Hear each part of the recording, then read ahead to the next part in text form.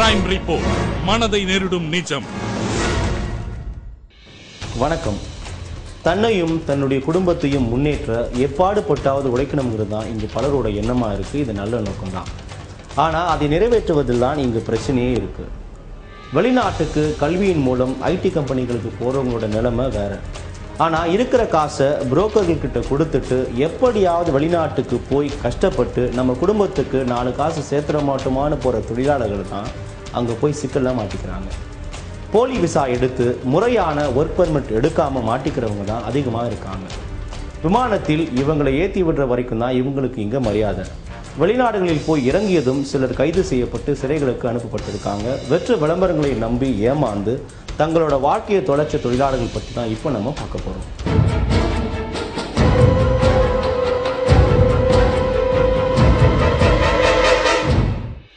வெளிநாட்டுக்கு போவது என்றாலே பலருக்கு தனி சந்தோஷம் இருக்கும். ஆனால் அங்கு வேலைக்கு போகிற எல்லோருக்கும் அதே சந்தோஷம் கிடைத்து விடுகிறதா?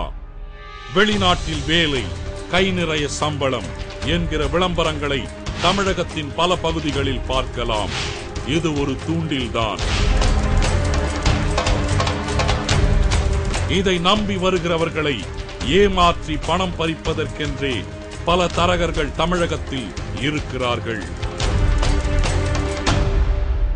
வளைகுடா நாடுகளுக்கோ, மாலத்தீவு, மலேசியா, சிங்கப்பூர் போன்ற நாடுகளுக்கு அழைத்துச் செல்லப்படும் தொழிலாளர்களுக்கு கிடைத்த அனுபவங்கள் பலரையும் உலுக்கிவிடும். இந்த வறுமையின் காரணமாக தான் கிராமத்தில் உள்ள நிறைய பேர் வெளிநாட்டுக்கு போறாங்க. ஏதோ வெளிநாட்டில் வேலை கிடைக்குது, நல்லா சம்பாதிக்கலாம் அப்படிங்கிற ஆசையை மனசுல வச்சுட்டு இதோட பின்விளைவுகள் என்ன, மற்ற சூழ்நிலை என்ன அப்படிங்கிறத கொஞ்சம் கூட யோசிக்காம ஒரு கற்பனையான உலகம் இருக்கின்றது என்ற ஒரு ஆசையோட எதிர்பார்ப்போட விமானம் ஏறுறாங்க. மொழி பிரச்சனை, அடுத்தது இங்கே புரோக்கர் ஒரு சம்பளம் சொல்லுவாங்க. ஆனால் அங்கே போய் பார்த்தீங்கன்னா குறைவான சம்பளம் தான் அவங்களுக்கு கிடைக்குது. அவங்க தங்குற இடங்கள் கூட ஒரு சுகாதாரமான முறையில் இல்லை. ப்ரைவசி அப்படிங்கிறதே எதுவுமே இருக்காது. 10க்கு 6ங்கிற ஒரு ரூமில் தான் நிறைய பேர் தூங்கக்கூடிய ஒரு சூழல் இருக்கும். மலேசியா, சிங்கப்பூர் போன்ற நாடுகளுக்கு போன ஆயிரக்கணக்கானவங்க அங்கே முகாம்களில் மாட்டியிருக்காங்க. பலருக்கு ஒரு நாளைக்கு 14 மணி நேரத்துக்கு மேலே வேலை கொடுக்கப்பட்டு சித்திரவதைப்படுத்துறது நடந்திருக்கு. இப்படி ஏஜென்ட்டுகளால் ஏமாற்றப்பட்டு மலேசியாவுக்கு வந்து கஷ்டப்படுறவங்க எண்ணிக்கை மட்டும் சில லட்சங்கள்னா நடக்கிற கொடுமையோட தீவிரம் உங்களுக்கே புரியும். தரகர்களிடம் 70,000 ரூபாய் பணத்தை கட்டி ஒரு வழியாக மலேசியாவுக்கு போன தொழிலாளர்கள் இன்னும் அங்குள்ள சிறைகளில் அடைப்பட்டு கிடக்கிறார்கள். இப்படி மலேசியாவில் அடைப்பட்டு கிடக்கும் தமிழகத்து தொழிலாளர்கள் மட்டும் பல ஆயிரம். இங்கிருந்து போறதுக்கு முன்னாடி நம்மளுடைய ஏஜென்ட் அவர்கள் வந்து சட்டத்திற்கு உட்பட்டு பதிவு பெற்றவர்களா அப்படிங்கறத நம்ம அதை செக் பண்ணிக்கணும். இதே நிலைதான் வளைகுடா நாடுகளிலும். பிழைப்பதற்காக பணத்தை கொடுத்து அங்கு போய் ஏமாற்றப்படுகிறவர்கள் அங்குள்ள முகாம்களில் அடைந்தபடி திரும்பி வர பாஸ்போர்ட்டும் இல்லாமல் அல்லாடி கொண்டிருக்கிறார்கள். எகிப்தில் வேலை என்று அழைத்துச் செல்லப்பட்டு ஏமாற்றப்பட்ட தென் தமிழகத்து தொழிலாளர்கள் அங்குள்ள தெருக்களில் வேறு வழியில்லாமல் பிச்சை எடுத்த போது கைது செய்யப்பட்டிருக்கிறார்கள். நர்ஸ் வேலை உட்பட பல வேலைகளுக்கு போகிற பெண்களோட நிலைமை வெளியே அவ்வளவா பதிவாகத்தில்லை. போகிற இடங்களில் பாலியல் ரீதியான வன்முறையால் அவங்க தொடர்ந்து பாதிக்கப்படுவதும் நடக்குது. இதெல்லாம் நடந்தாலும் அங்கே புகார் கொடுக்கறதுக்கு பெரும்பாலான பெண்கள் முன்வரதில்லை. நடக்கிற எல்லா சித்திரவதைகளையும் பொறுத்துக்கிட்டு ஒரு வழியாக சொந்த நாட்டுக்கு திரும்பின பிறகுதான் அவங்க இதை சொல்கிறாங்க. முறையான வழியில் வெளிநாட்டுக்கு போனால் அதோட மதிப்பு வேற. இந்த மாதிரி வந்து மாட்டிக்கிட்டா அடையிற வேதனை வேற. இங்கிருந்து வேலைக்கு சென்ற பெண்களின் நிலையோ இதைவிட மோசம். இவை எதுவும் மிகைப்படுத்தப்பட்டவை அல்ல. அடுத்ததாக இதுல குறிப்பாக பெண்கள் அதிகமாக பாதிக்கப்படுகிறார்கள்.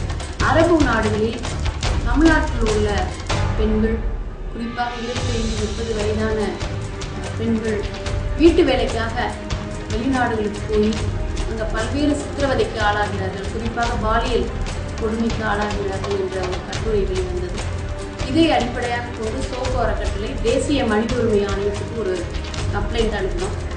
இந்த பெட்டிஷனை அடிப்படையாக கொண்டு தேசிய மனித உரிமை ஆணையமானது ஓவர்சீஸ் இந்தியன் அஃபேர்ஸ் மினிஸ்ட்ரியில் ஒரு நடவடிக்கை எடுக்கும்படி ஒரு பரிந்துரை செய்தது. இந்த 5-6 வருடங்களுக்கு பின்பு பல்வேறு நடவடிக்கைக்கு பின்பு வீட்டு வேலைக்காக போகிற இந்த பெண்களுக்கு என்று ஒரு சட்டத்திட்டத்தை இந்த துறை கொண்டுட்டு வந்தது. 30 வயதுக்கு குறைவாக இருக்கக்கூடாது, அவங்க கையில் கண்டிப்பாக ஒரு மொபைல் ஃபோன் இருக்கணும் அப்படின்னு சொல்லியிருக்காங்க. பொதுவாகவே வெளிநாட்டுக்கு போகிறவங்க, வேலைக்காக போகிறவங்க நம்மளுடைய விசா ஒர்க் விசாவா இல்லை டூரிஸ்ட் விசாவா அப்படிங்கிறத ஃபஸ்ட்டு நம்ம செக் பண்ணலாம். அதில் சில பேர் ஏமாந்துடும். டூரிஸ்ட் விசாவுக்கு போய் அங்கே போய் வேலை பார்க்குறோம், அது ஒரு 3 மாதம் அந்த விசா முடிஞ்சிருச்சுன்னா நம்ம அதுக்கப்புறம் அங்கே வாழ்கிறது ஒரு சட்டத்துக்கு புறமாக வகையில் நம்ம இருக்கிறோம் அப்படிங்கிறது நமக்கு எந்த விதமான சட்ட பாதுகாப்பும் அங்கே கிடையாது. அதை கொஞ்சம் நம்ம ஒரு எச்சரிக்கையோட இருக்கணும். தென் தமிழகத்தில் உள்ள பல மாவட்டங்களில் இருந்து வெளிநாட்டுக்கு வேலைக்கு போனவர்கள் ஏராளம். அப்படிப்பட்ட ஊர்களில் ஒன்று மதுரை மாவட்டத்தில் மேலூருக்கு அருகில் உள்ள முத்தம்பட்டி.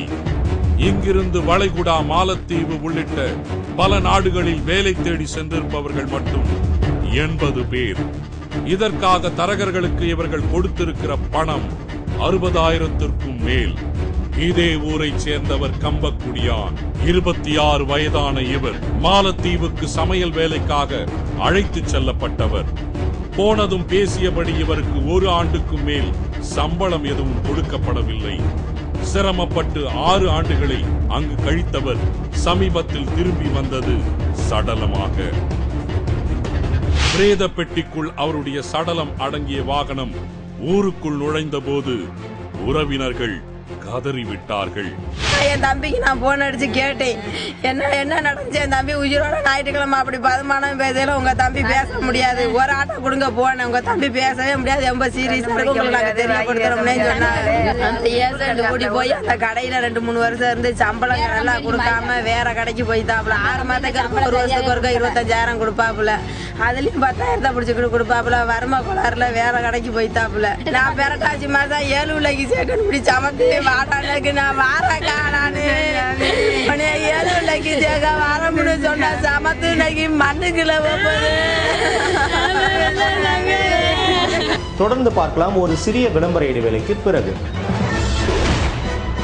கிரைம் ரிப்போர்ட், மனதை நெருடும் நிஜம்.